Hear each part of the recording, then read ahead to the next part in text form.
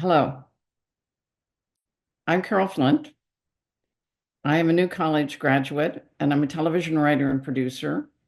And I am your moderator for the second in 5 episodes in the series of 5 disruptive principles in the liberal arts, produced by Alt Liberal Arts. This episode is devoted to student and faculty engagement. Our series would not be possible without the support from the Open Society Foundation. Alt Liberal Arts is a global education initiative concerned with academic freedom and civic engagement in the liberal arts.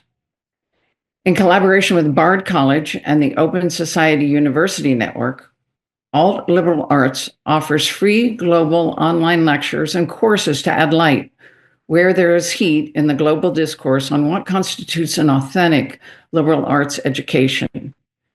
You can view past events and register for future programs at altliberalarts.org. There's a Q&A button at the bottom of your screen where you can enter your questions or comments throughout this webinar. And we look forward to discussing as many of your questions as time allows with our panelists today, Maureen Cannon and Dr. Maria Vesperi, who you will meet further into our program. I want to share a couple of quotes that I read. The first one is by David Brooks, and he wrote this in the New York Times. There is a tone of ugliness creeping across the universe as democracies retreat, as tribalism mounts, as suspiciousness and authoritarianism take center stage. The other quote is by Robert Weisbach, and he wrote Inside Higher Ed that what's threatened by the new savagery is not just the college campus, but also the Enlightenment, capital E, Enlightenment, in its most capacious sense. The values of skepticism, empiricism, scientific and philosophic rigor, and the tolerance that affords individual liberties. Both of those quotes are from articles that were published in 2016, not yesterday. So the liberal arts have been under some sustained assault, but not because they're weak, but because they are powerful generators of curiosity, creativity, innovation, and tolerance at their best, and that they entertain the complexity of modern problems and sustain engaged citizens in an open society. Founded in 1960, New College in Sarasota, Florida, was a bold innovator in the liberal arts, which by 2020 had resulted in its ranking as one of the top 5 public liberal arts colleges in the United States. In 2023, New College became global news when a majority of trustees were replaced to fulfill a new mission, to define the college in ways that mirror a closed society. Similar challenges are underway in other universities in Florida, the nation, and throughout the world. The 5 disruptive principles in the liberal arts, pioneered by New College, are now more important than ever because they're disruptive to authoritarian ways of thinking, and they're also protective against fabrication and falsehood.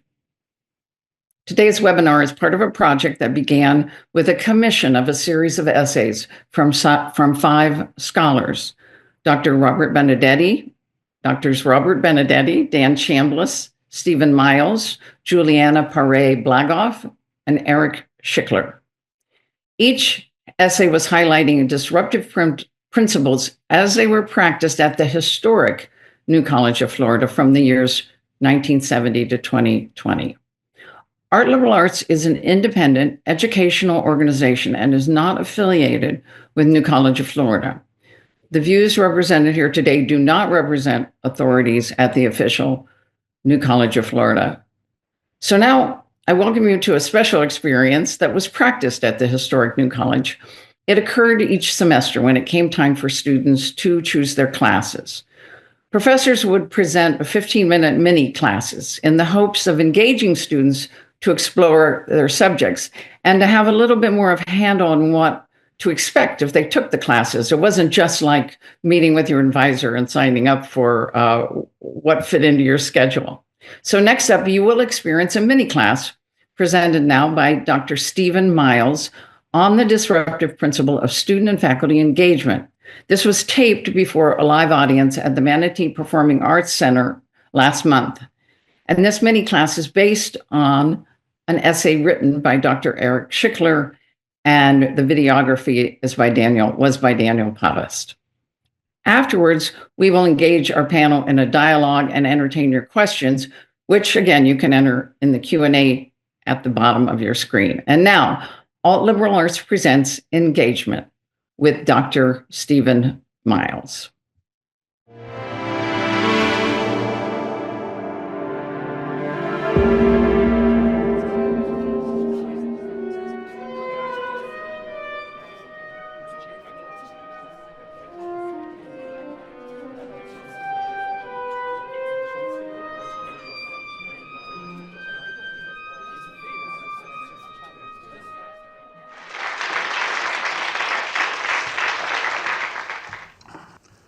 One issue that colleges and universities continually wrestle with is defining the relationship between faculty and students. For the most part, faculty believe that they have spent a lifetime developing expertise.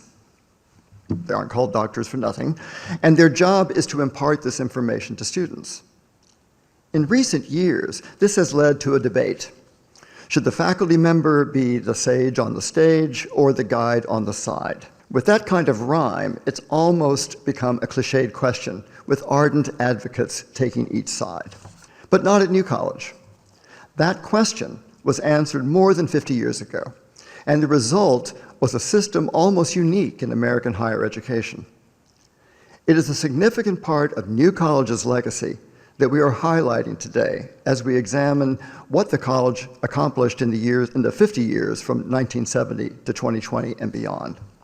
Even before 1970, the college's first chief academic officer, Dr. John Gustad, set out the principle, and I quote, "The best education results from the active confrontation of two first-class minds," unquote. Academic reformers embraced that idea as they worked to create a high-quality liberal arts college in Sarasota.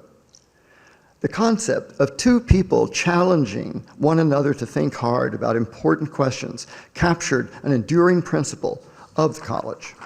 So, a teacher and a student were supposed to challenge each other's thinking. How different that was from the prevailing model of American higher education. Most assumed that the learned teacher disseminates knowledge for the student to receive. The student's job is to demonstrate that they had absorbed this knowledge, measured by their grades, papers, exams, and college transcripts. But New College believed that the prevailing system induced passivity among students, who became merely consumers rather than actors in their own education. The college found that just consuming information did not lead to mastery of a subject. That required deeper understanding, created by engagement with the ideas and questions at stake. New College saw students as lifelong learners who needed to develop critical thinking skills that emerged from dialogue and even disagreement. Challenging ideas could happen not only between students and faculty, but also between students. Two peers in serious conversation that could happen in the dining hall as well as in the classroom or anywhere else on campus, even at the swimming pool. While this was a challenge for New College faculty, it was also an opportunity. Many long-term professors at other colleges often found themselves in a rut. They stood up in front of a class and gave the same lectures year after year. They became rote performers, dispensing grades on a set formula. Where was the challenge in that? New College saw it differently. Professors certainly had accumulated great knowledge and wisdom in their careers, but a professor should not think that her education was complete. And perhaps by engaging with students who may be challenging her thinking, the professor could learn something new while helping the student work toward mastery. New College's philosophy began with the contract system, what the student was going to accomplish in the upcoming semester, and how that process should be evaluated. A contract, by definition, is negotiated between two parties with the implication that there is rough equality of status between the parties and that they share responsibility for the outcome.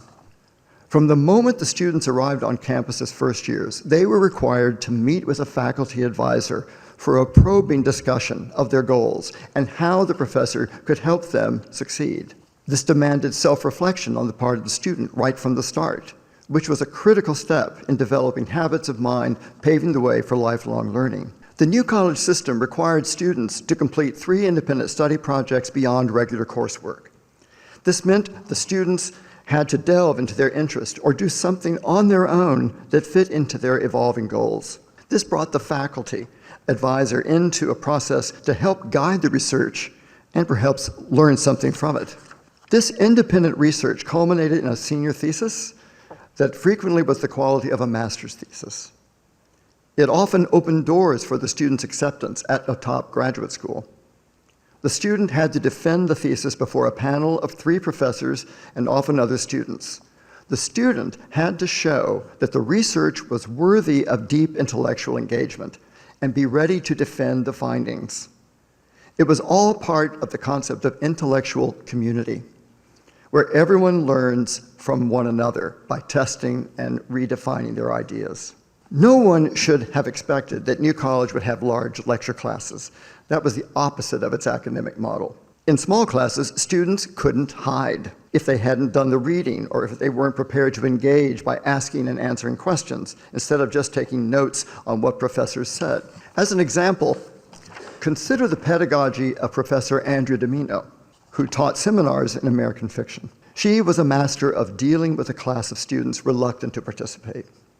On days that were too hot and too tiring, when students were not keen to engage, she would throw out a question and then just sit there as the seconds ticked by. She was not going to fill that time herself. After what became an uncomfortable silence, finally one student and then another would chime in. This was her way of teaching the students that making the class a success was not just her job, but the responsibility of everyone in the class. In addition to courses, students took part in tutorials, either as an individual or in a small group. These tutorials put the faculty member and student on an equal footing as co-creators, collaborating in developing reading lists. The tutorials were the ideal setting for everyone to learn from one another, faculty and students alike, and to challenge one another. In the words of former President Mike Michelson, New College faculty members were, quote, fellow learners who simply were further along the learning journey than their students, unquote. By opening up and listening, they played the role of co-learners or guides. As a result, New College faculty often discovered new intellectual purposes that led to research and teaching far from the field of their original training.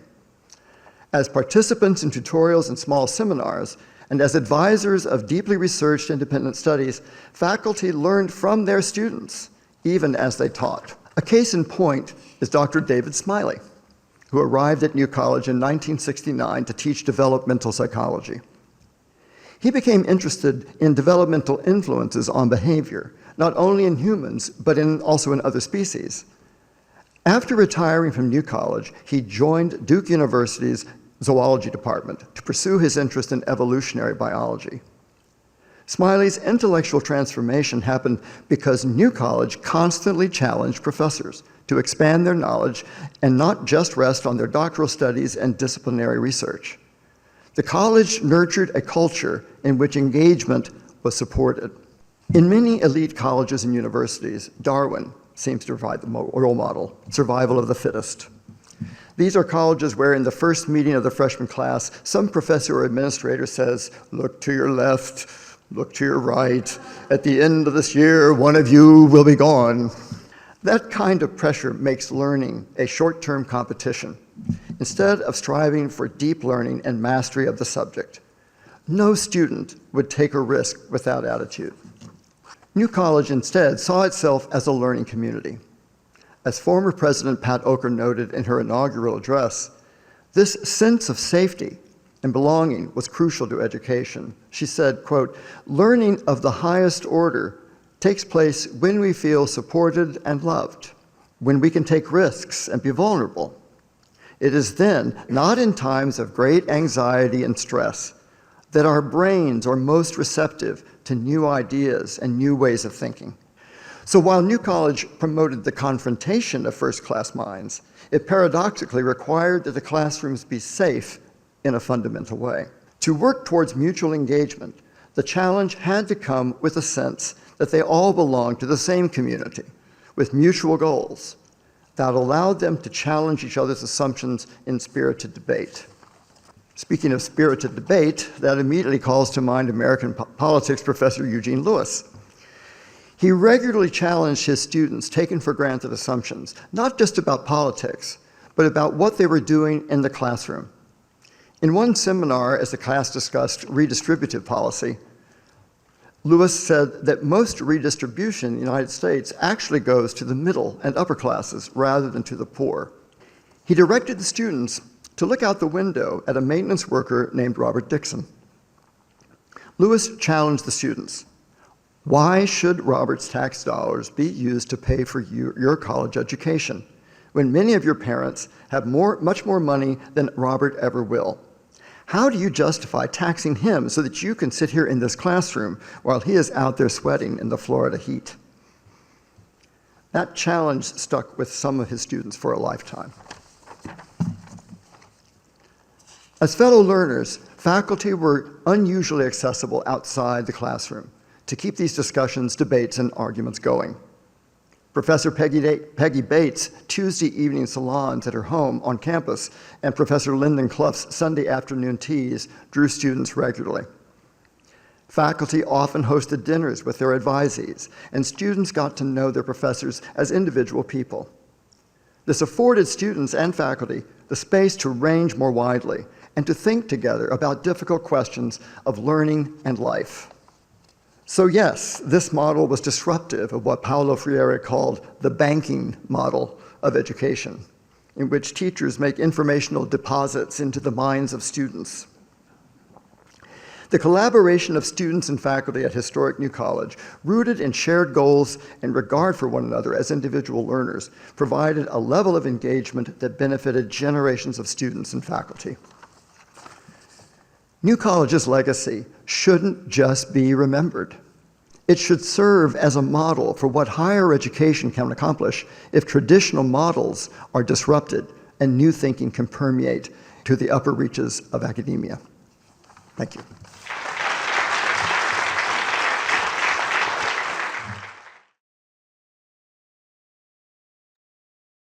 Welcome back to our panel on engagement.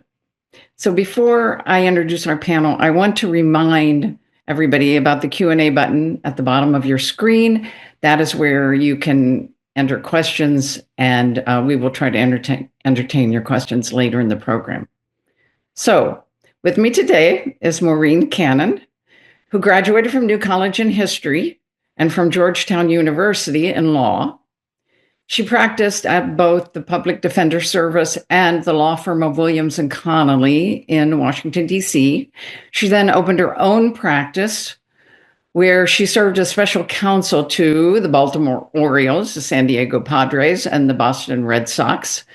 Another failing of the Dodgers front office to draft you into our service. Welcome, Maureen.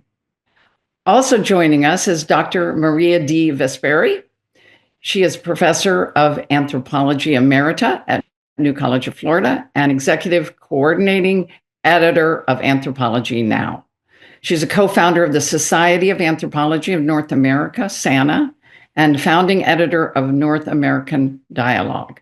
She's a recipient of the AAA President's Award and an undergraduate teaching award, among other honors. A trustee of the Poynter Institute from 1995 until 2015, and she is also a former journalist with the Tampa Bay Times.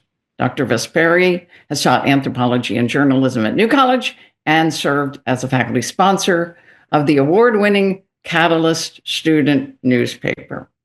And we're going to get back to that a little bit later, but I really wanted to start because one of the things that struck me in listening to the essay that, was written by Eric Schickler was that, He attended New College a full decade after I did.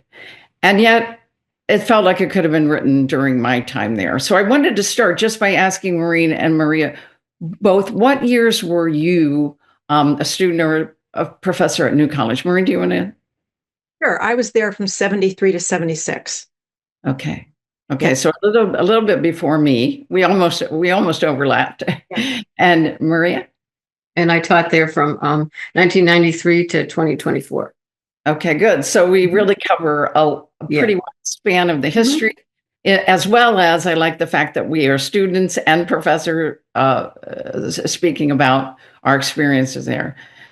I kind of wanted to start with trying to go back to when you first arrived at New College and your transitions to that kind of education.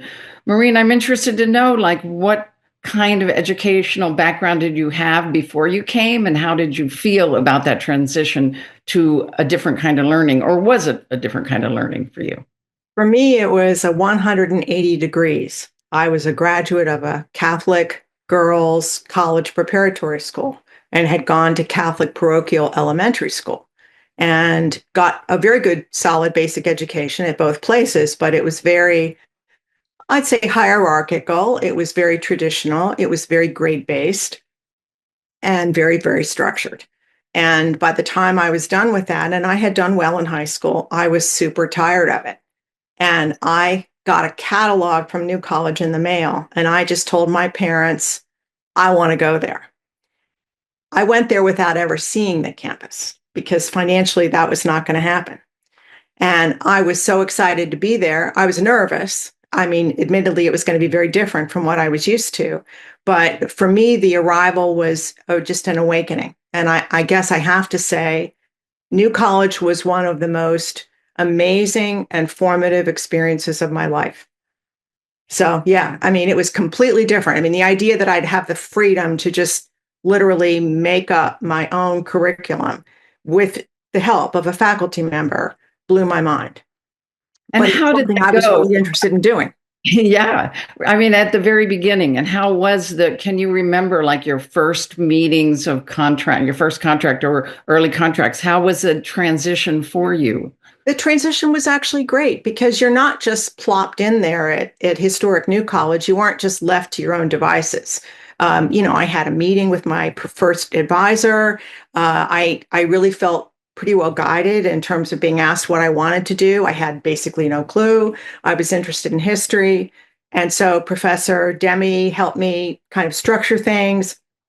And I went and took my classes, and I really, really liked the idea that I had the freedom to build on that. And each successive term, I would do more and more of the things that I was interested in, and would sometimes change advisors based on the field that I was interested in examining. But for me, it was good because I had a very, I think, a pretty significant support system there, between having plenty of faculty to talk to, having student affairs people you could talk to, but also professors who were totally involved in advising you, and especially someone like me who had never been in that kind of setting before, how to set it up and how to work within the New College framework. Thanks. So it was very stimulating. It was great. Yeah, I'm glad it was. Maria, how about for you as a professor coming? How did New College align with your past educational experience, and how was the transition? Okay, we talked about this a little bit yesterday, and we had a little preparatory meeting, and I was so inspired by that question that I wrote something out. And I know we're supposed to be formal here, but I want to read it because I really, it really got me thinking. First, I'll say, my parents were both in education. My father was social services. He worked with kids who were called juvenile delinquents at the time in the 1950s, keeping them out of reform school. And also in the 1950s, he wrote the grant that established his. Uh-oh. Maria, you have frozen. My mother, who went on to graduate work in education at BU, began her career teaching grades 1 to 5 in a one-room schoolhouse. When I was growing up, she regaled me with stories about how she kept them all engaged, including some who were notably older than their peers, and a group of Roma children who camped nearby seasonally and attended her school for a couple months each year. I understood that nature was a significant part of the curriculum. Walks in the woods, plant identification, field trips of all kinds with kids piled into her car, and the vehicles of those parents who had cars. Keeping the lessons at the forefront, but approaching it through innovation, spontaneity, allowing each child to find his or her own level. That's what we did at home. But with the exception of fifth grade, my own early school experience was largely a lesson in lining up alphabetically and speaking when spoken to. Prep school was better, although I was pretty jaded by then. But I was very fortunate to be selected as a Commonwealth Scholar at UMass Amherst, where I had wide latitude as a member of the honors program to focus on the subjects that interested me. I took everything I could in anthropology, including graduate courses, and I knew my professors as Nancy, George, Ralph, and Fred. I wrote my senior thesis about intentional communities, and part of that work formed the foundation, of a project I hope to take up again today. It was more of the same in my small grad school cohort at Princeton. First names, no hierarchy, no formalities, all about the ideas. Intensely focused faculty and students who were immersed in their research and couldn't imagine doing anything else. That's what I found again at New College. From August 1993 to January 2023, I couldn't wait to get into the anthropology lab, where I could participate in discussions about theories and books around the big seminar table. So that's what I thought about.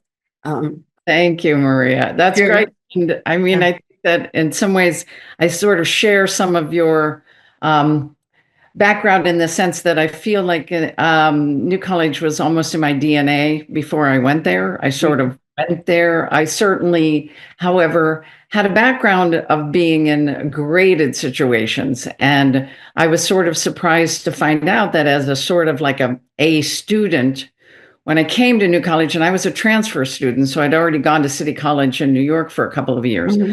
But I was surprised and somewhat intimidated to find, well, A was kind of a ceiling. It kind of put a ceiling on what you could do.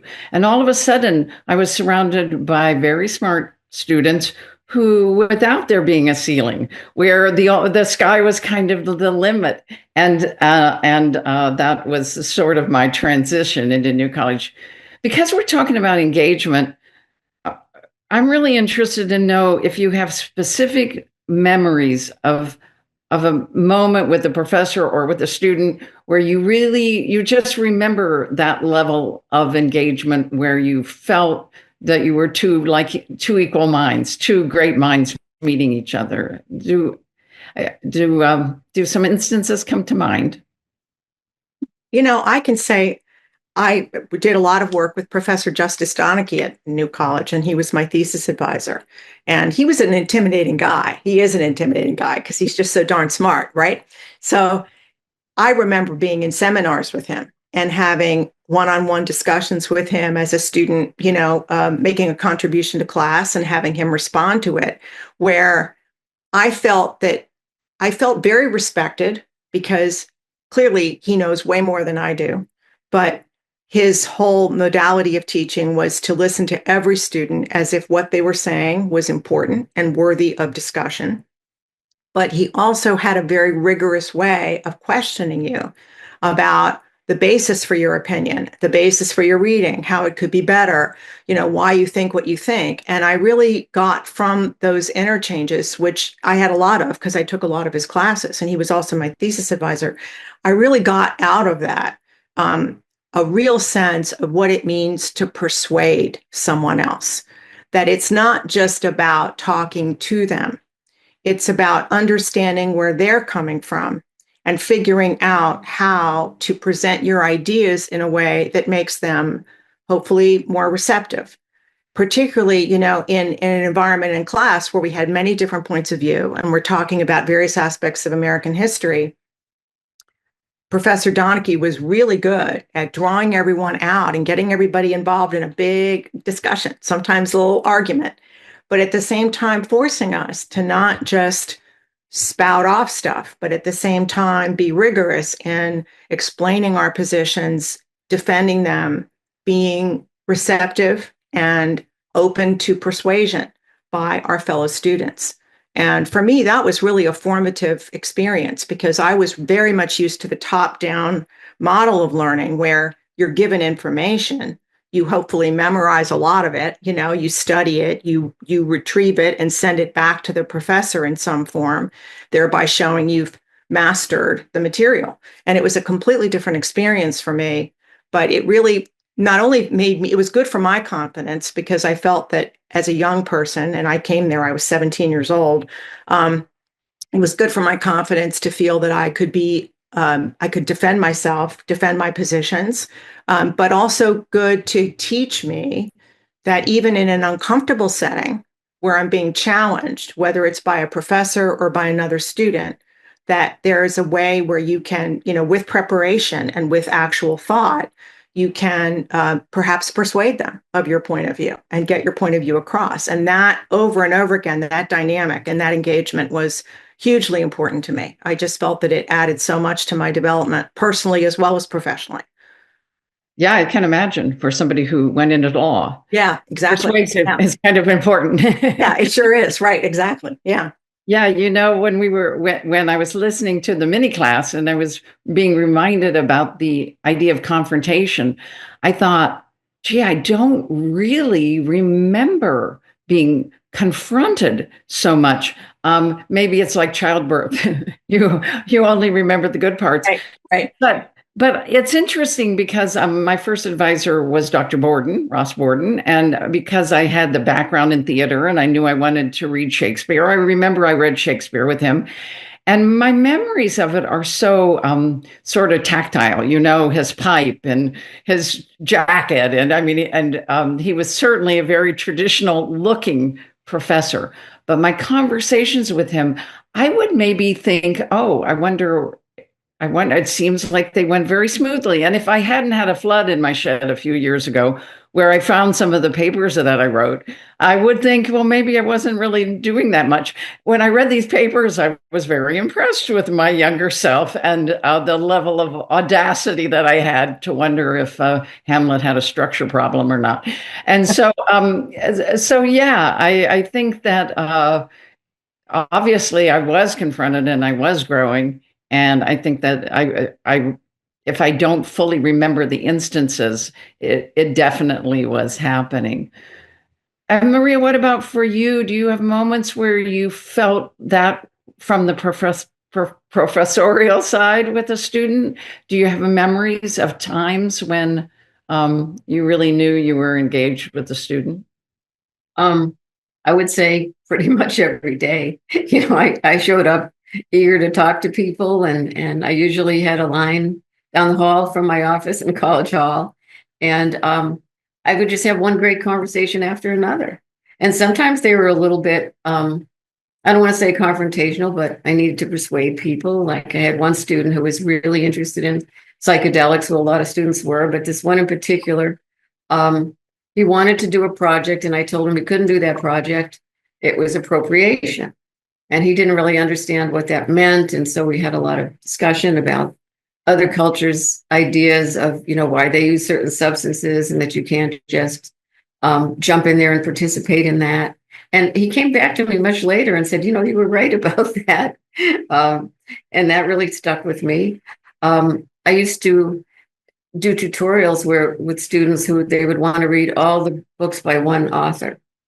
And so that's what we would do. And some of them I had read and some I hadn't. I know Evan Kirksey wanted to read all the books by Gregory Bateson, who was one of my big figures that I admired. So we read all of his work from a paper he wrote with his dad about the red-legged partridge back in around 1900 up to, his last books. And, we walked down by the bay and walked back and forth and talked about it. There's just so many examples of that kind of. And feel free, if other things come to mind, feel free to chime in, because I think when you mentioned that about reading everything, sometimes actually I remember, I think I was in a small class where we're going to read all the source material for The Wasteland, right? Mac Miller. And we obviously did not get through all of the source material. What a surprise. And so some of us then went on and did a tutorial, and maybe even it turned into an ISP. I can't even remember. But it wasn't just that the boundary between professor and student were sort of blurred. The boundaries between what was a class and what could be a tutorial, and there was just an openness that that pervaded. And when it was the 50th anniversary of the publishing of The Wasteland, I can't believe how many of us got back together again on an email thread to celebrate that 50th anniversary, which for us was also an anniversary of delving into something like that. Yeah. You also reminded me, because I don't really remember having confrontations, but I remember that sometimes I would maybe bite off more than I could chew. And I was never discouraged from doing that in a way. It took me a couple of semesters in ancient Greek to understand that my goal of reading Sophocles in the original was not really lined up with my personality or my destiny or something. But I wasn't discouraged from doing that. And I think maybe that overlaps a little bit with what was being talked about a safe environment and giving young people a chance to pursue something, so you figure out what's your interest. Yeah.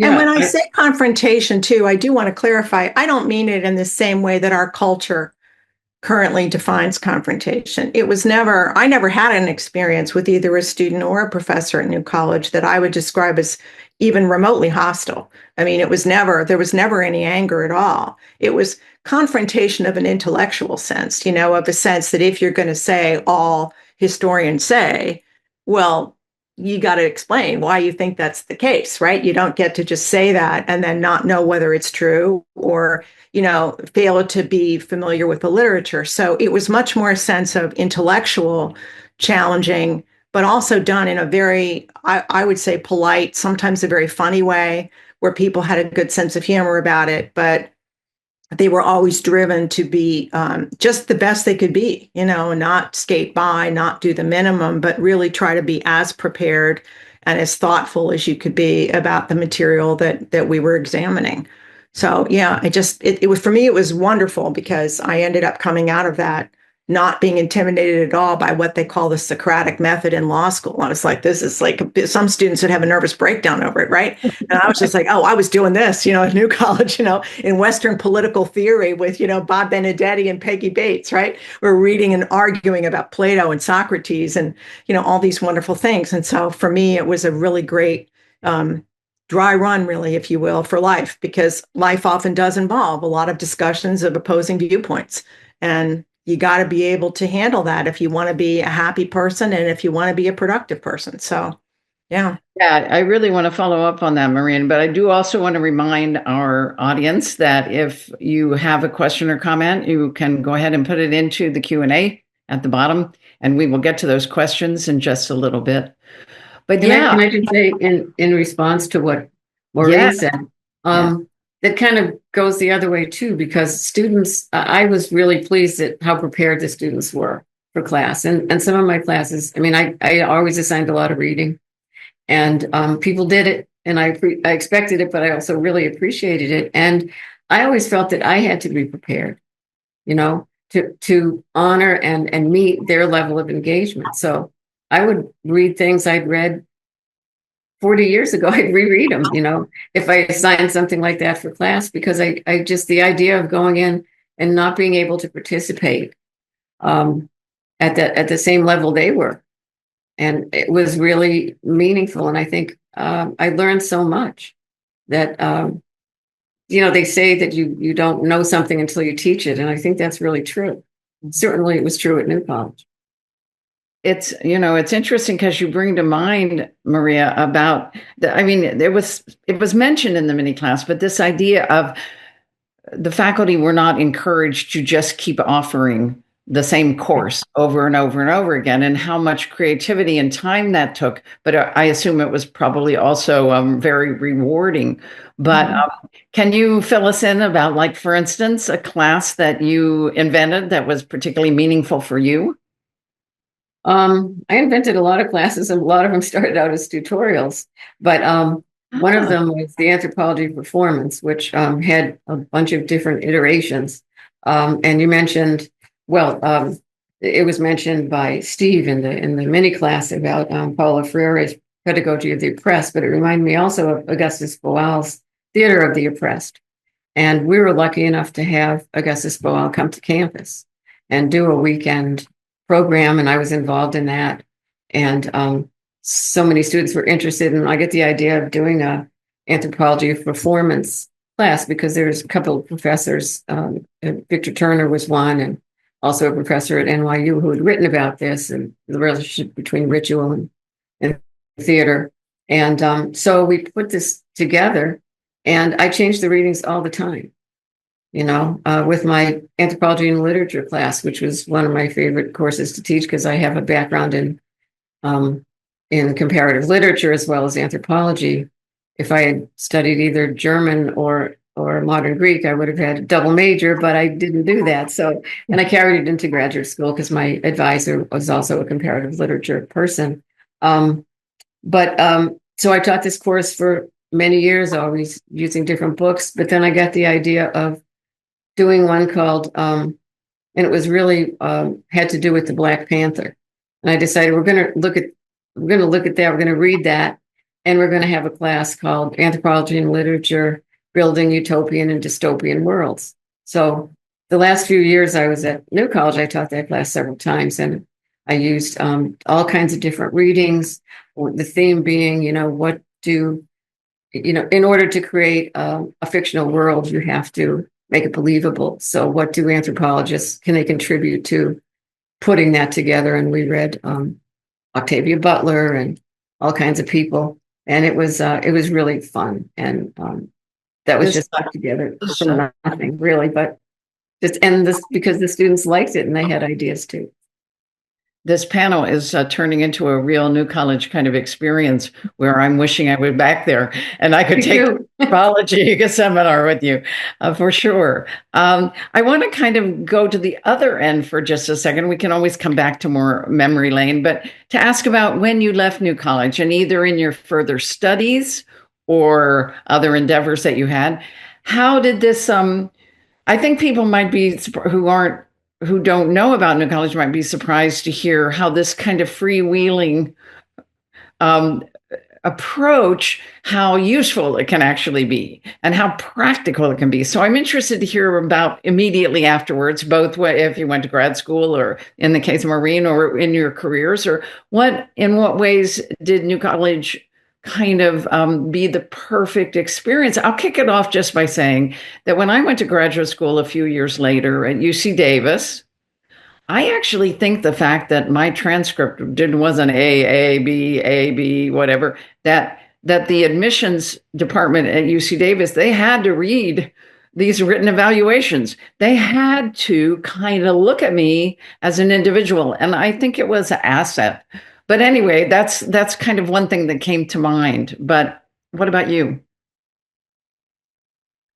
I can start by saying that two things. One, Georgetown Law School had accepted a number of New College students before me.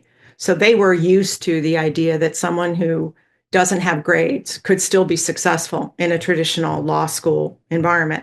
And so I don't think that was not something I was that worried about because I knew that their New College had created a track record with a lot of, top-notch law schools. I think for me, I got out of it what I think Professor Schichter talked about the most in his essay. I got out of it independent thought. I got out of it adaptability.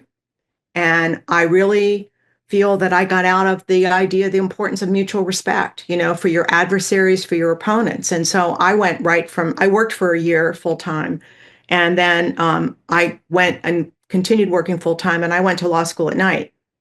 And that took like 4 years. And then I launched my career. I did a judicial clerkship, and then I started practicing law.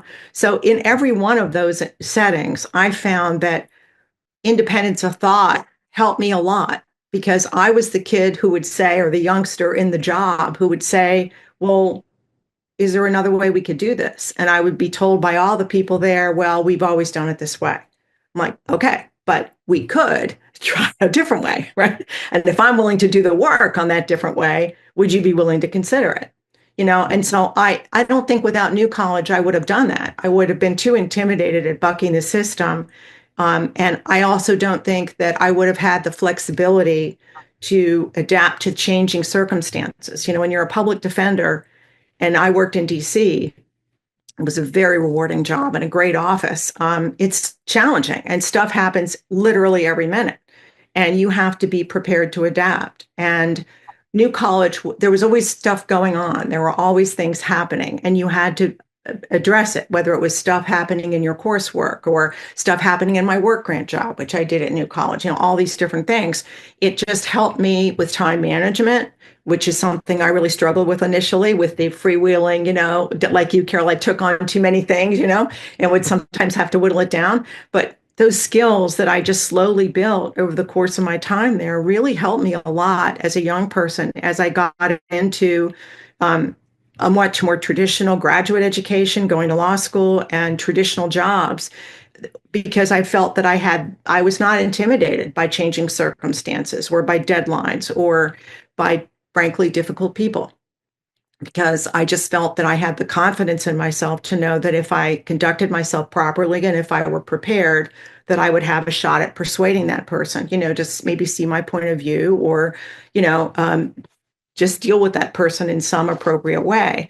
It was a huge difference for me. And I just don't know that we're all individuals, but I don't think I'm someone who would have done as well in my career or in graduate school if I had not had the New College experience. And I don't want to say too much and monopolize, because I want to hear Maria's point of view, but I will add something. I think sometimes people talk about New College as an alternative to a, quote, job readiness college. And people say, well, there's, people, you go to the job readiness college if that's what you want in liberal arts. But if you don't want that or need that, you go down the New College track or something similar to that. And I guess the point I want to make is New College teaches you how to learn. And if you learn how to learn, you can learn anything. And I feel that it was incredible training for my job. And I have colleagues and friends and roommates at New College who went on to do amazing things. And I know it was true for them as well. It's a learning how to learn was what I got out of it more than anything else. Yeah, I appreciate that. And I also think just to the topic of today of engagement, I think engagement makes you expect to get engaged with other people. Yeah, it does. Like anything else that you practice, that's kind of the way that it goes. I mean, when I went to in graduate school, I was in these very small seminars in theater with 6 people, with Ruby Cohen, a Beckett scholar. And I was surprised the other graduate students did not know how to have a conversation with her. She was this incredible resource. And it wasn't, a lot of times there was a conversation between her and me, and other people were sort of sitting back there going like, can we do it? Yeah. What about you, Maria?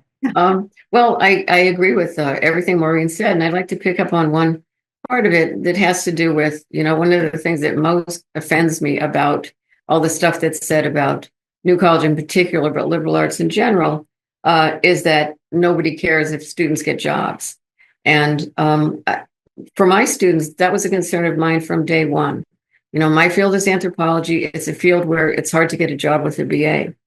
We had a lot of majors, AOC, a lot of majors. And I would really think it's important to explain to them, if you want this for a career, this is what you have to do. And I was able to guide them. We all had great success in placing them in graduate school. And the ones who didn't want to go to graduate school, helping them find other things that were meaningful. And they've had wonderful, wonderful careers.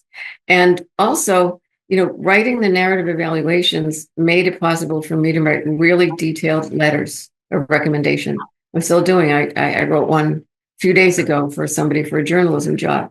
And because I have those evaluations to draw on, I feel like as if I know that person.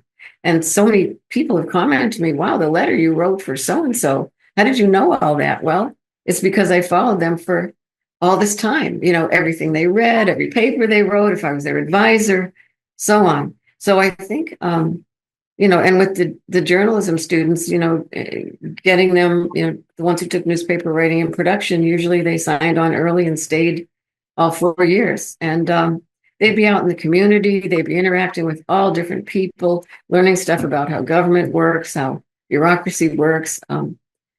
They weren't afraid of other people, because they had to interview people and be in different situations. And they did really well too, whether they went to grad school or whether they went to, jobs as journalists. Right. And, I think the other half of that question was, how did it affect me working there?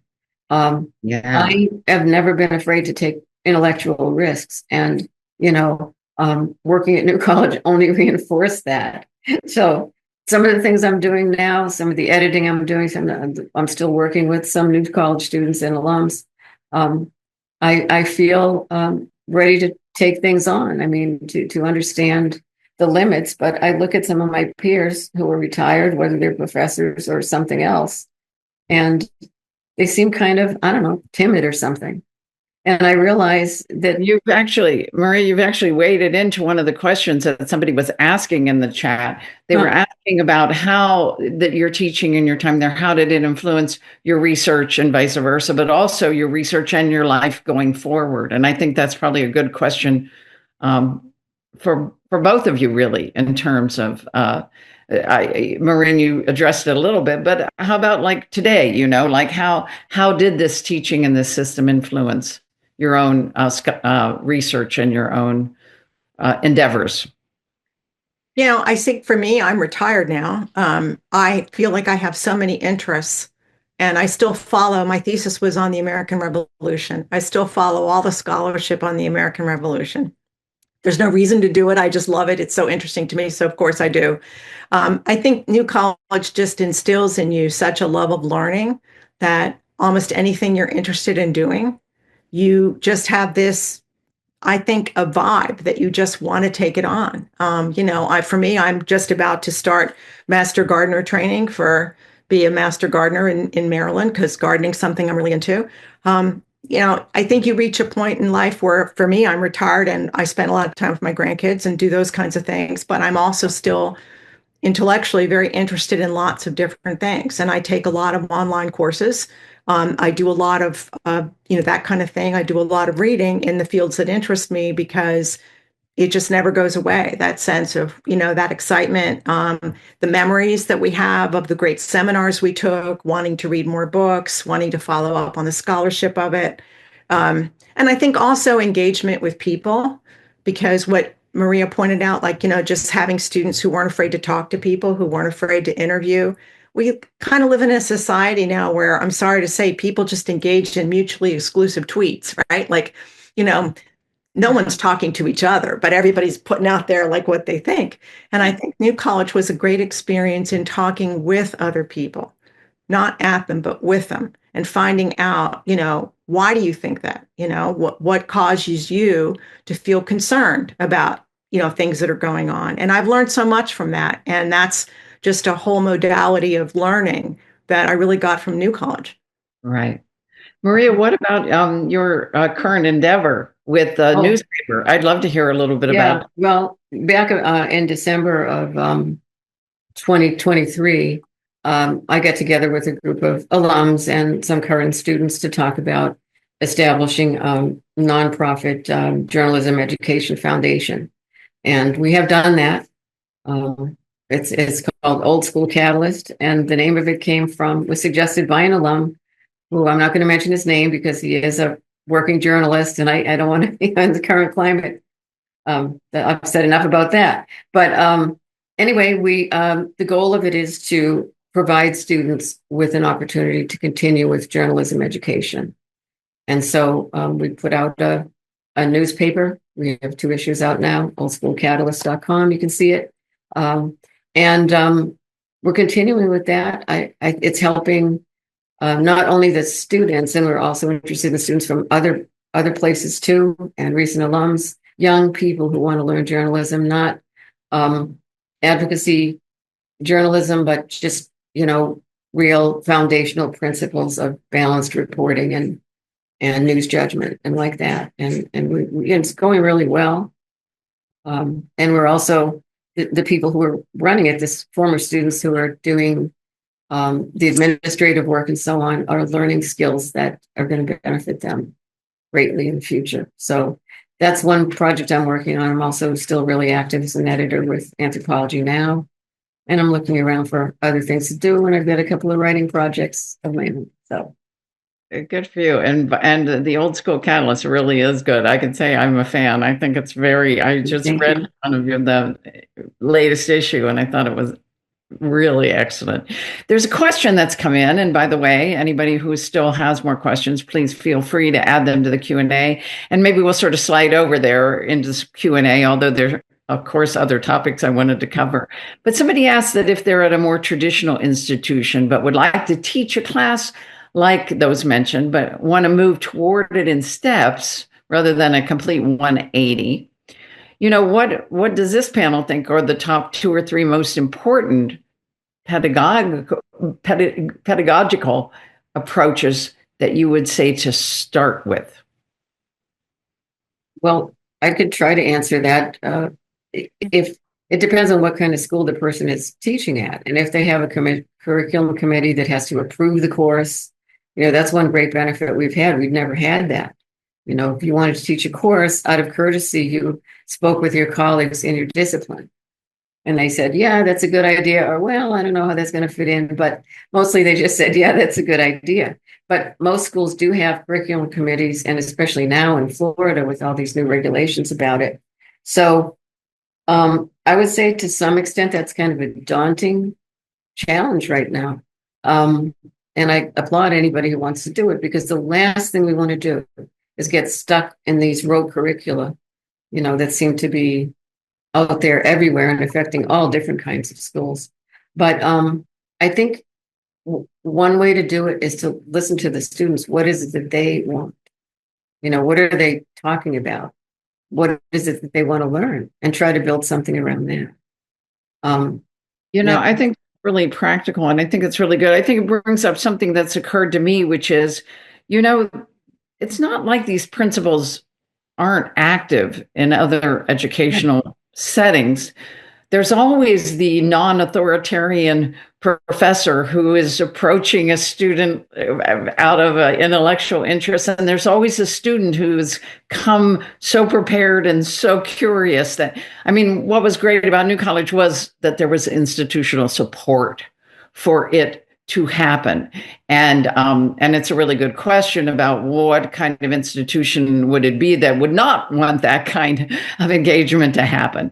But I will say that I think that some of it, I like what you said there, Maria, about, you have a much more practical sense about the daunting side of what your institution might not like.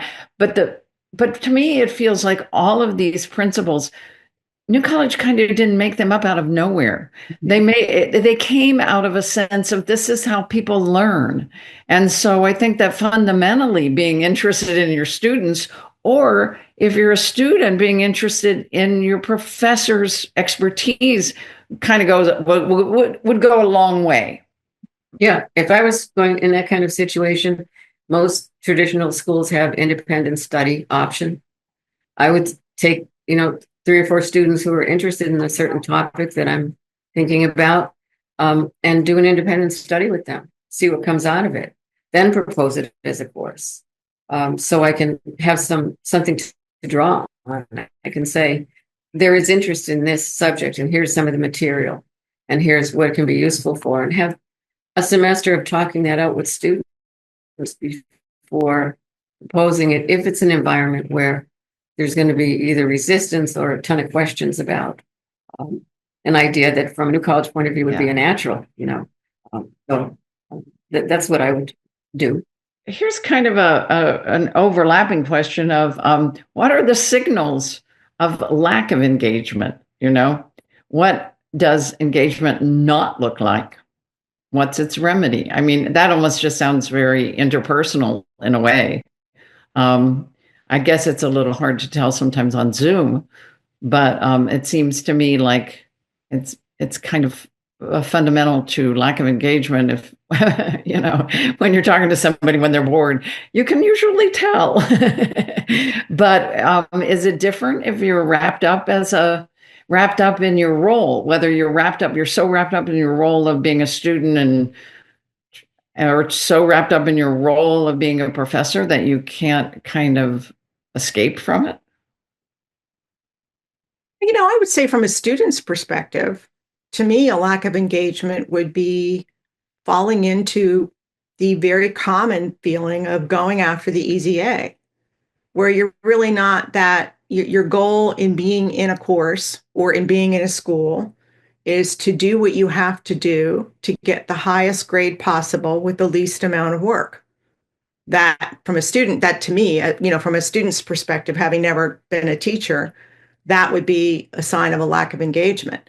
Now, some of that's coming from the top down, right? Because some of that's coming from a school or a teacher who's saying, look, here's the material, I'm going to be grading you on this, it's either going to be on the quiz, it's not going to be on the quiz. If your paper's late, this is how many points I'm going to dock you, this kind of thing. I mean, I hear my older grandson talk about this all the time. He's got it all figured out in high school about, what he needs to do to get through a course, and he wants to do well, but at the same time, he's not naive about it. He also wants to get the grade that he feels will help him, improve his transcript. So Yeah, that's a level of engagement of there's some effort involved. So yeah, that's some engagement, but it's certainly not the kind of new college engagement that we're talking about in these principles. I really You can do that even at any school, really, if you're willing to put in the effort to think about the issue of student engagement in advance and to say, okay, these are kids who have various reasons for being in the room, who have various issues going on, and find ways to bring them together, to make them feel they have a community, if only in that room at that time. Yeah. Yeah, I think that's so important. You're reminding me that just last week I was helping evaluate some students, volunteer work that I do with an after school program with kids who would be the first in their families to go to college. And they had to those who were applying, some of them were already in college and hoping to get continuing money. And this one person she was so apologetic about how her GPA had come down because she'd had to take this intensive writing class at her university, and it was so challenging, and she had to write so much and she it affected her GPA. And she said, and writing just is not my thing. Well, I had read her written application. So I was able to say to her, oh, you did not waste your time. Your written application was the best one I've ever read. I was able to say to her, you can be an engineer and you can be a writer. I mean, she didn't know how much she had improved. I assume improved because she didn't think she was a writer. But I mean, that GPA thing can get in the way a lot. And if you don't have somebody standing there telling you, no, you explored something and you learned something you're going to use forever. So that kind of support is also important. Mm-hmm. Somebody is asking, are there topics that you explored at New College that you did not expect to find interesting and rewarding, and they were interesting and rewarding? I would say for me, I did not expect to find logic and rhetoric interesting or rewarding. Professor Brian Norton taught it. I don't remember why on earth I took the class, but I remember I still have the book.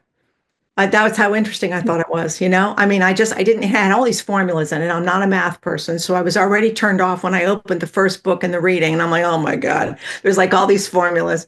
And I thought it was going to be a nightmare. And it ended up being fun, interesting, challenging.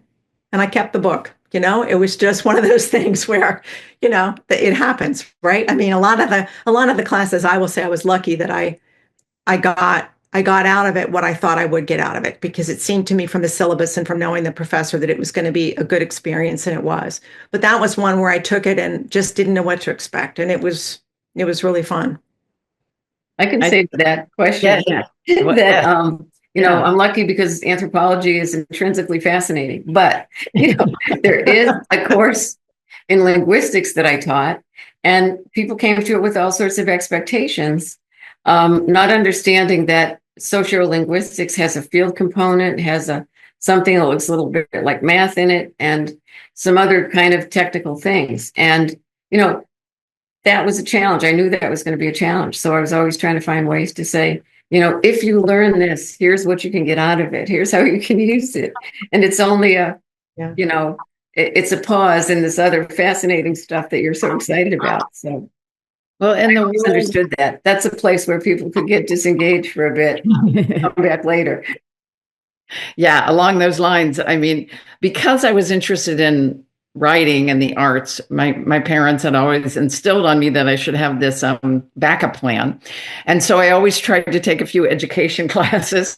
And I took Dr. Smiley's Piaget class. Okay. And it was really, really interesting. I never taught elementary school or whatever, but I will say that when I was a new mom, all those things came back. I was sticking my tongue out at the baby and seeing if they would imitate me. And, you know, it had a use. It had a use in my life. Yeah. It wasn't an academic use, but it was an important one. And while we're on Smiley, I'll always remember when, because I stayed in Sarasota for a while, and when my son was about 1 or 2, we would go to the swimming pool. And it does sort of overlap with what was being said about it was in our lives. Our whole life was surrounded by these principles. And my son would insist, he wasn't walking that well, but he would insist on climbing up and going off the diving board and swimming. He was a pretty good swimmer. He was not a very good walker yet. But Dr. Smiley, I always remember him sitting over there and saying, well, if in the future he develops, he exhibits any fear of height, you will know it was a learned behavior. There's a question here that hopefully is not going to depress us too much. There's a question here saying, how do we engage politicians who don't value science, consensus, expertise? What is the jumping off, the connection point when they are entrenched in tradition? I don't know. I don't know. You know, I am thinking of a comment that Professor Dan Chambliss made in the first webinar, and it was great. He said that one of the things that one of the primary things he thinks a liberal arts education of the new college style is supposed to teach you is how not to get lied to. And so I would say to people who feel very entrenched in their own worldview and in their own politics, learning how to learn and learning things that are very different from what you've learned before gives you brain skills and opens your brain so that you can analyze things and make certain that it's legitimate. Now, granted, you're going to define legitimate maybe in different ways from how I might define it. But at the same time, we all benefit the more we know. And therefore, to me, I would say, you know, no one wants to get lied to, right? AI is coming out. God only knows how that's going to affect education or how it's going to affect us as citizens, how we're ever going to distill what's real and what's not real. But having the kind of education that involves this engagement, this back and forth, this sense of rigor in the way you analyze and accept information benefits you no matter what. Because if you feel that you're being given, if I may, you know, kind of a liberal point of view, and you don't want that, you'll be able to identify it. So right there, that's a reason for people to embrace this, because that's what they want to do. And that's what I want to do, right? Like I want to know what, regardless of your politics, we all want to feel like we understand the information we're presented with, and we understand what's going on in our world. And I think that's a human thing, and it's not a political thing. And therefore, really, everyone of all political stripes should be embracing it. That's really a great answer. I'm so glad you handled it. Yeah. Hey, I do want to just circle back a little bit to the way this maybe, and we can end maybe with this pondering, but the ways in which at New College, the ways that this professor and student engagement and then peer-to-peer engagement and how it spilled out. It was mentioned in the mini class about how people would go to Lyndon Clough's for tea, the classics professor. He said on Sundays, when I was there, it was every day.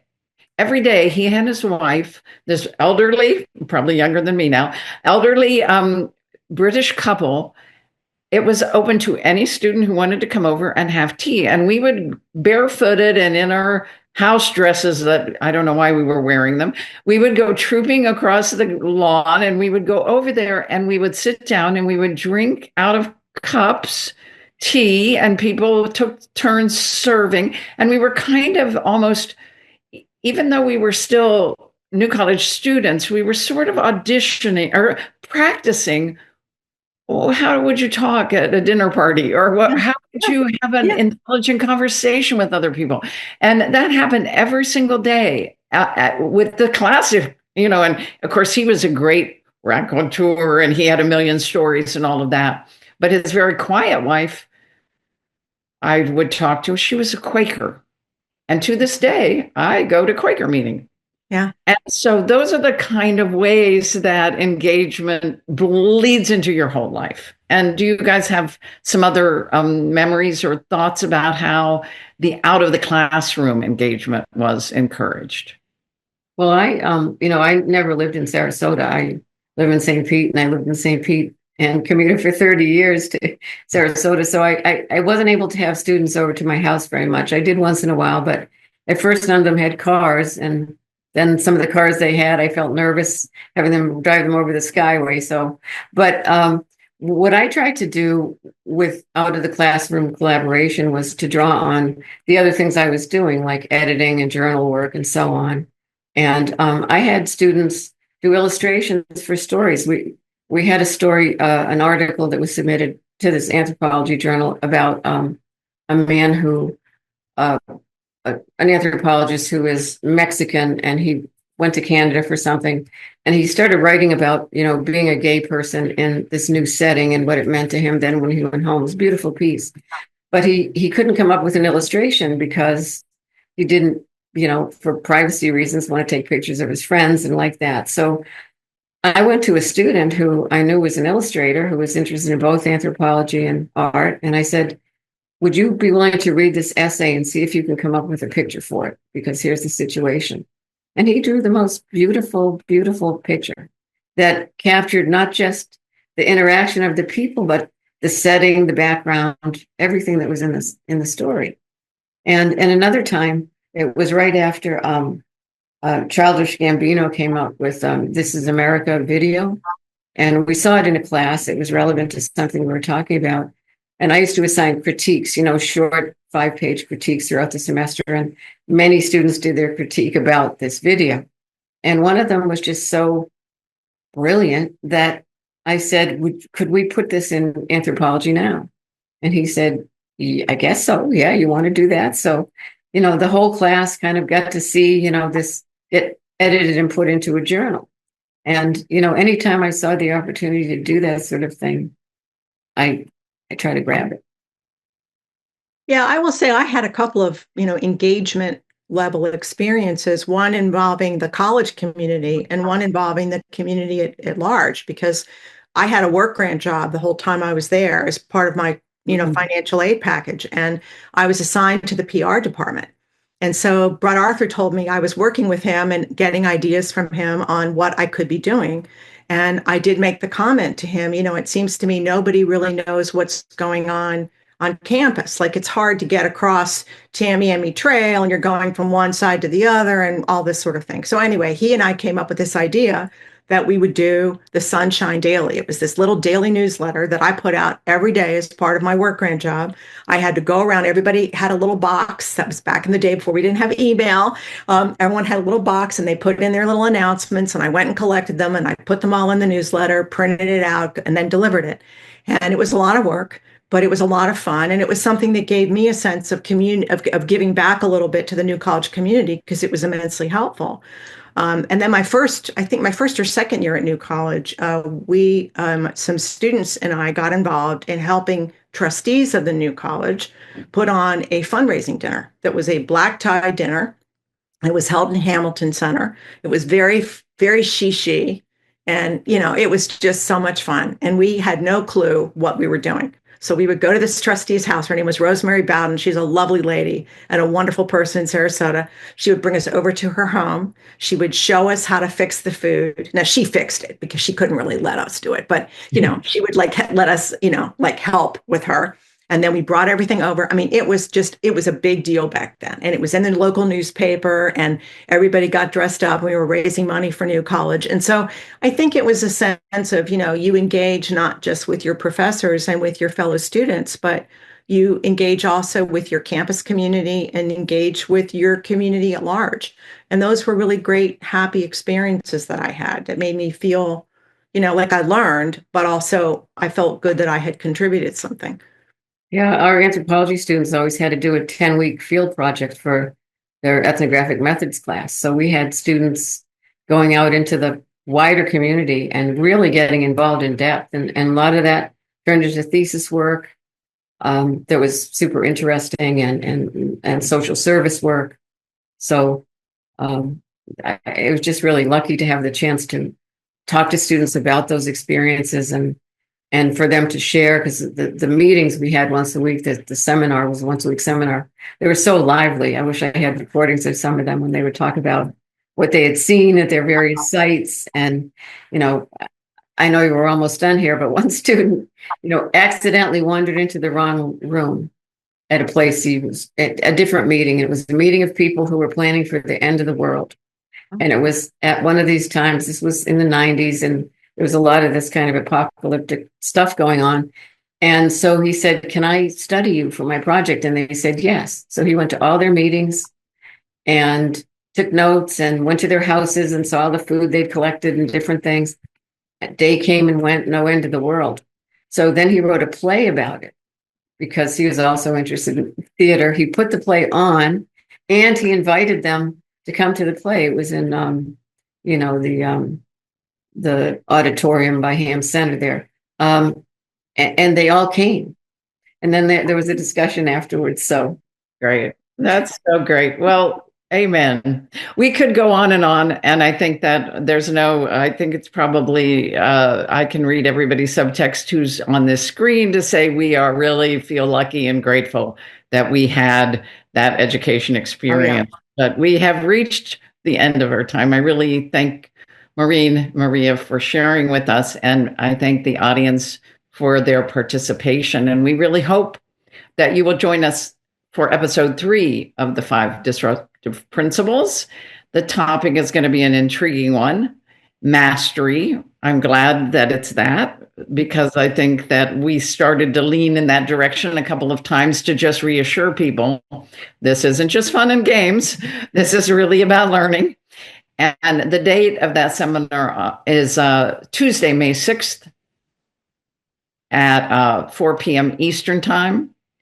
The moderator will be Brian Cody. He's a CEO and co-founder of Scholastica, a provider of academic journal publishing software. The panelists will include Dr. Adele Fournette, who will be joining the Jacobs School of Music at Bloomington in the fall as an assistant professor of music production. She has performed her original music at Lincoln Center and Kennedy Centers, and also on the panel will be Dr. Juliana Pare-Blagoff, who is a faculty member with Johns Hopkins Department of Education, and her work focuses on bidirectional integration of knowledge from research. I'm intimidated all over again. And the educational practice. She is currently an associate editor for the Society's journal Mind, Brain, and Education. And so this next one is going to be a really interesting discussion. You can register for this free webinar and other episodes in the series at altliberalarts.org. Thank you all. And it was a great hour. Thank you, guys. Thank you. Thank you for letting us be here. Take care. Yeah. Bye-bye.